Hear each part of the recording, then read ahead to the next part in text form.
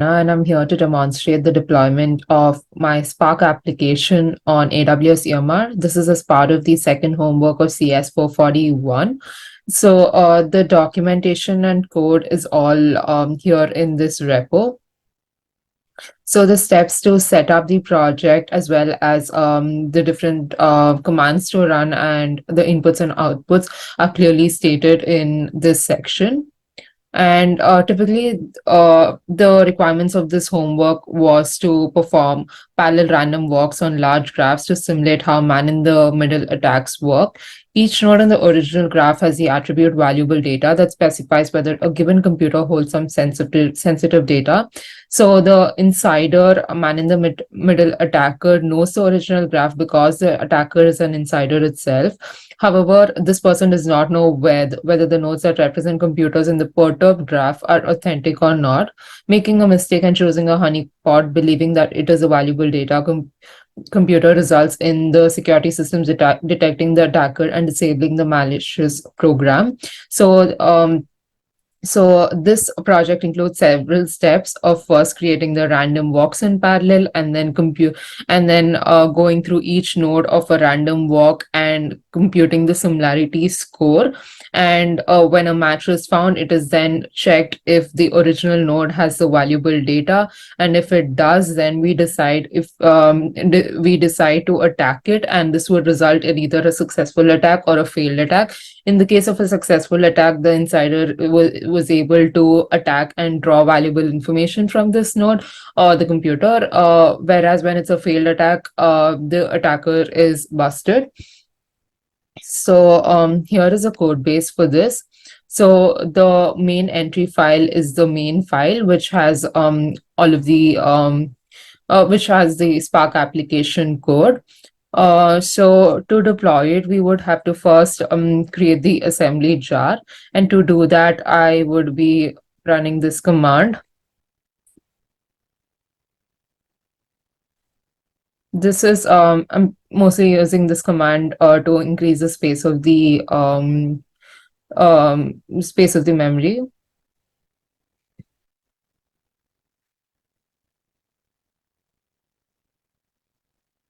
In the meantime, when this is running, I can go over to AWS and S3.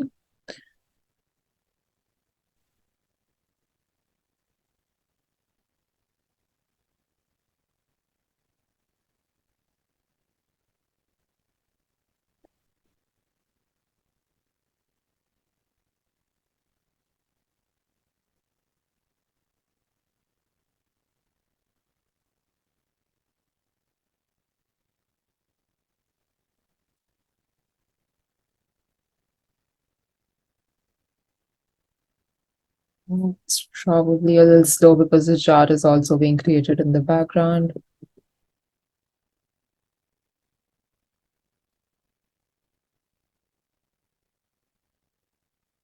So I've created a bucket called 441 assignment 2 in US East North Virginia. And then I've also added a policy to this bucket so that it can be accessed over HTTP. This is the bucket policy that I've added. And I've created an input folder which contains the ngest file of the original graph, ngest file of the perturbed graph, and the YAML which has the differences between the original and the perturbed graph. These would be the input arguments to my program. And this is a folder for the jar that I'll be uploading once it's generated.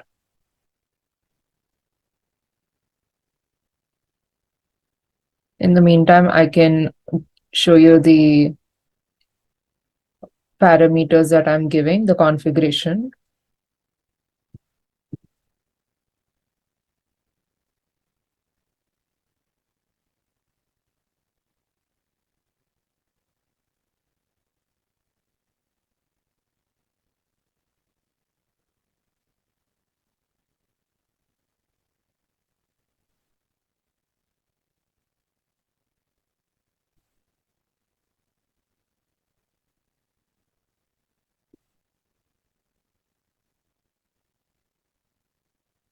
So the first argument is the ngos file of the original graph. The second is the ngos file of the perturb graph, and the third is the YAML. And fourth is the output directory where we would want our resources to go to. And I also have an application.conf file, which allows us to give configurable parameters to our program. So I've defined the max walk length. This is as 10. This is basically the maximum length a walk can have. And a coverage of 0.9, which means I would terminate my program after 90% of the nodes of the perturb graph are covered. And a similarity threshold of 0.5 if two nodes have a similarity value greater than 0.5, then they're considered to be similar. And this is the file name of my results, which would typically be created in this resources.output folder.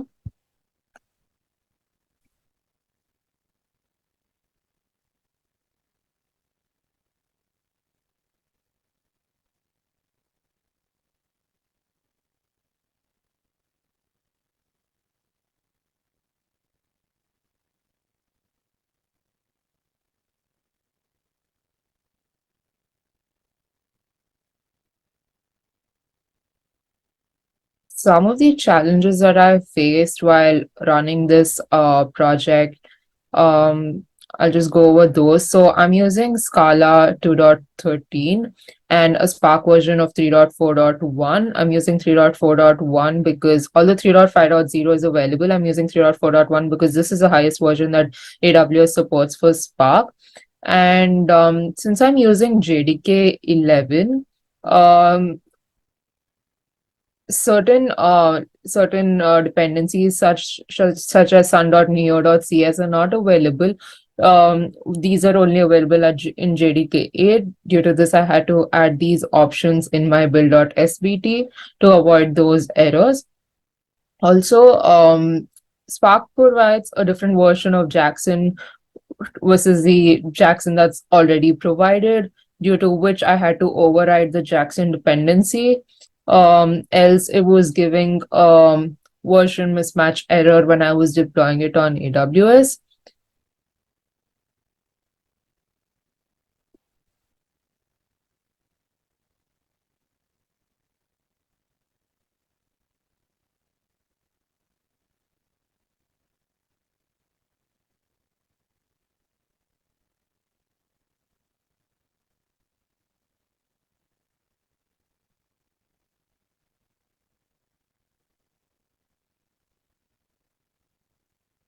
And I also had to add this another command to get rid of the Jackson error.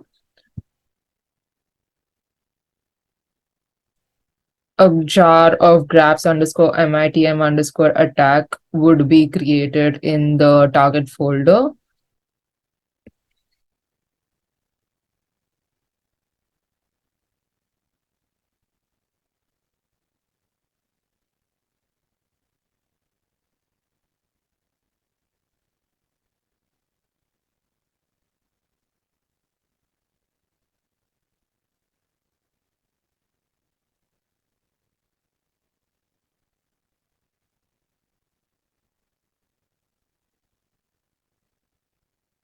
I think in the meantime, I can also create a cluster.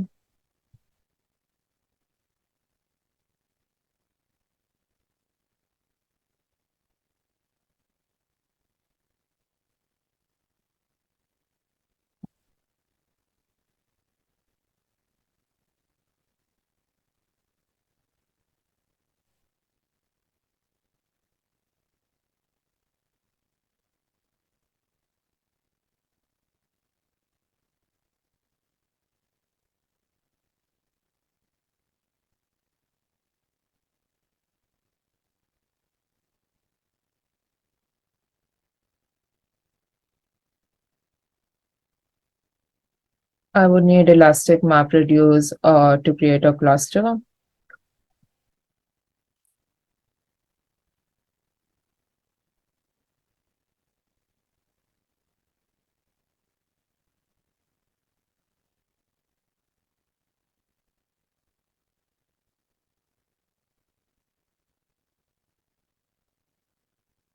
Go to create cluster. And then I can give 441 MlLib, man in the middle attack. And I choose Spark 3.4.1 because this is what my program uses. And I can go ahead and choose M4.large.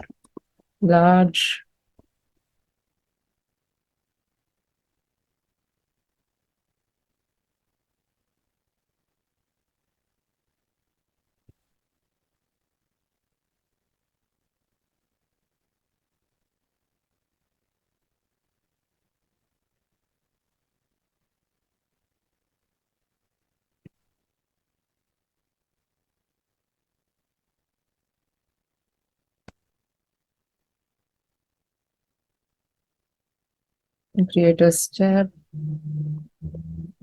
MlLib attack. In char location, I could give that once I upload it. So in the meantime, I can give the input parameters. So yeah, I think it's almost done. Let it complete. So the input folder,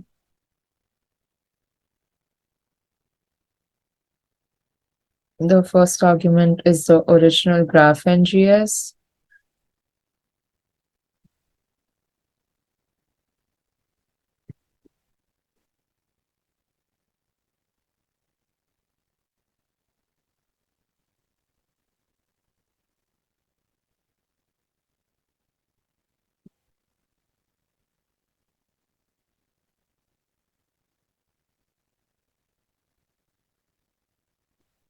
The second parameter is the part of graph NGS. And the third parameter is the YAML.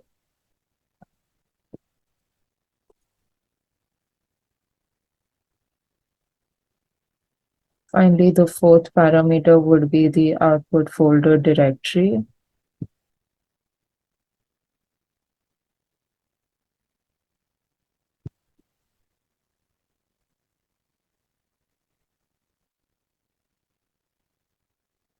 And I'll terminate the cluster if the step fails. I'll go to my jar and see if my jar is ready. Okay, my jar is completed and it's in target Scala 2.13 graphs mitm attack.jar. I'll upload it here. Add files. Scala 2.13 graphs mitm. So this was just created. And then I can open it and upload.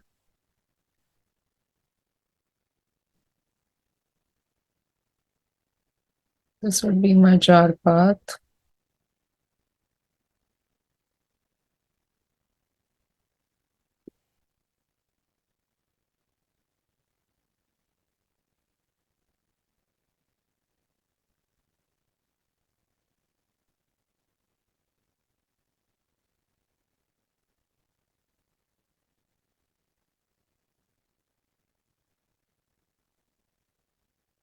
In the meantime, I can also run this locally and show the output. So my inputs are here.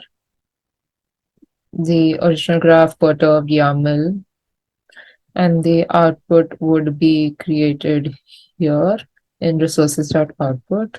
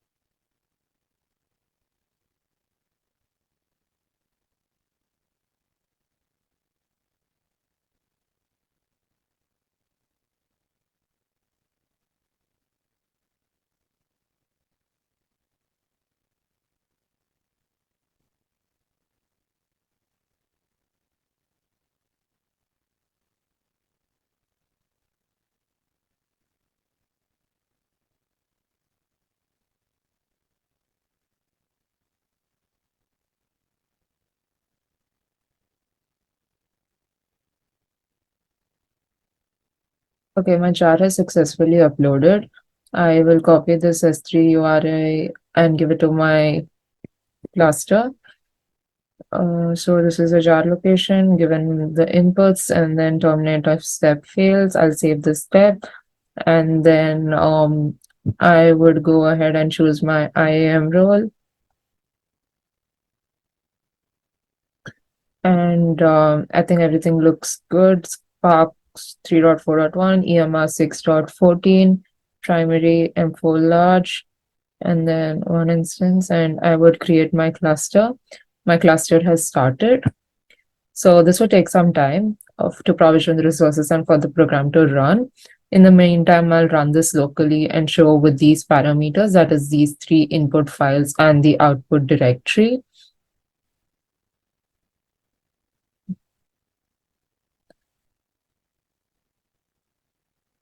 So this is a configuration that I have mentioned, and I'm running it on JDK 11, and I'll run it.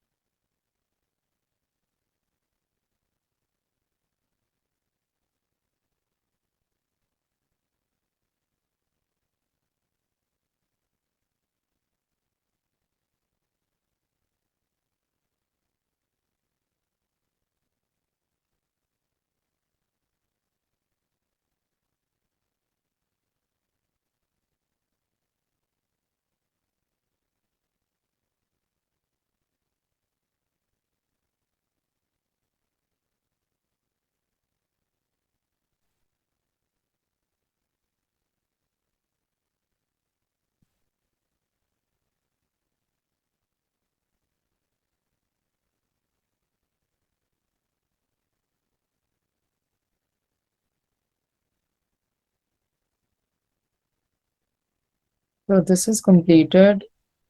It would create the results file in the output directory.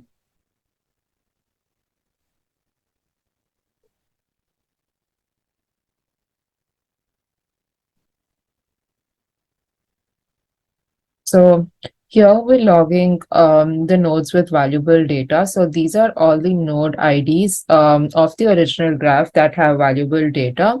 And currently my application.conf runs on coverage of 0.9. That is, I'm covering 90% of the nodes. So this perturb graph has approximately 495 nodes. So 90% of that is approximately 445, I think. So once it reaches the 445 nodes coverage limit, we then terminate the program. So to reach so many nodes, it has done 341 random walks. Out of that, all of these are the nodes which have resulted in a successful attack.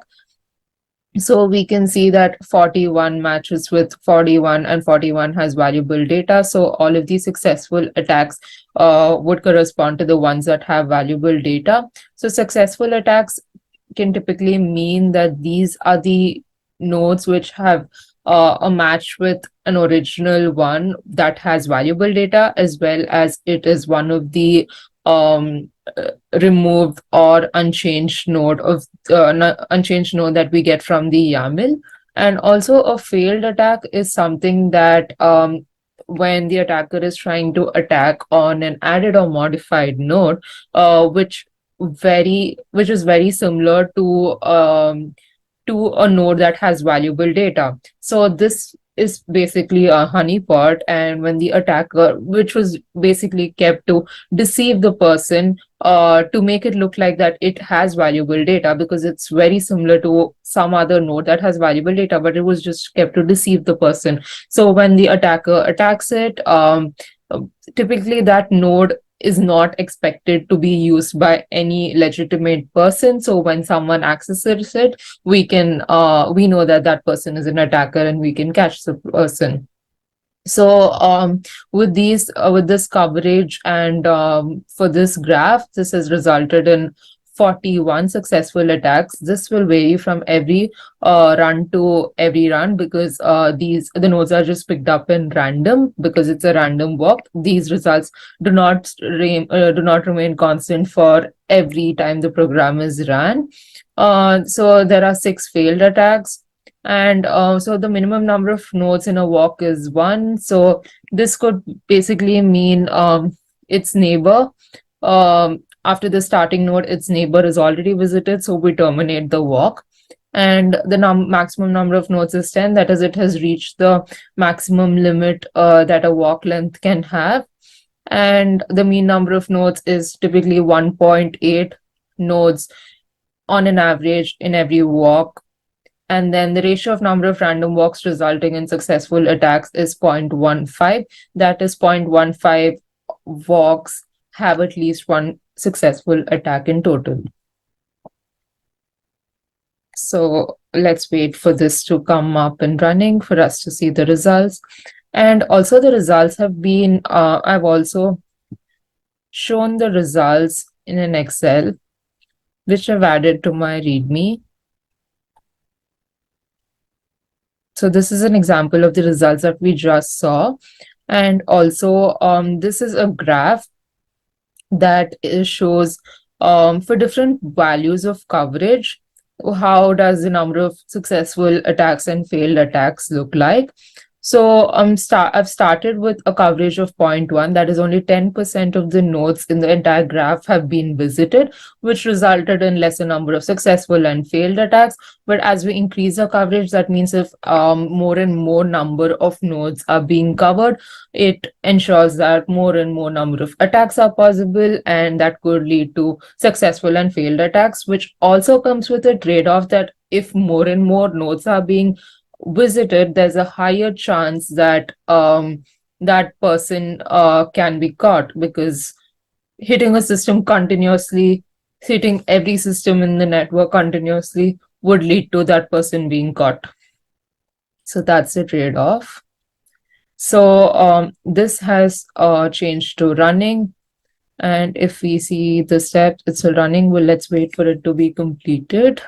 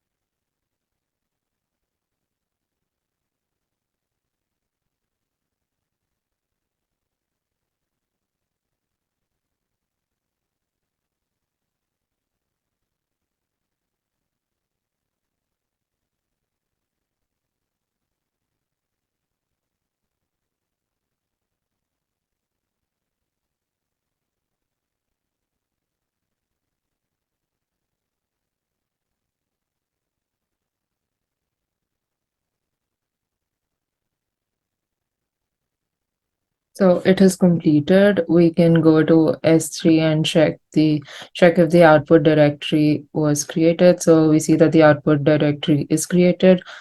And then we have the attacks.txt. So this has the similar information that we saw locally, the nodes with valuable data, the coverage, number of random walks, the successful attacks, the failed attacks, number of successful and failed, minimum, maximum, mean number of nodes in a walk, and also the ratio of number of random walks resulting in successful attacks. So this was about it. I will go ahead and terminate my cluster. And This was it. Thank you.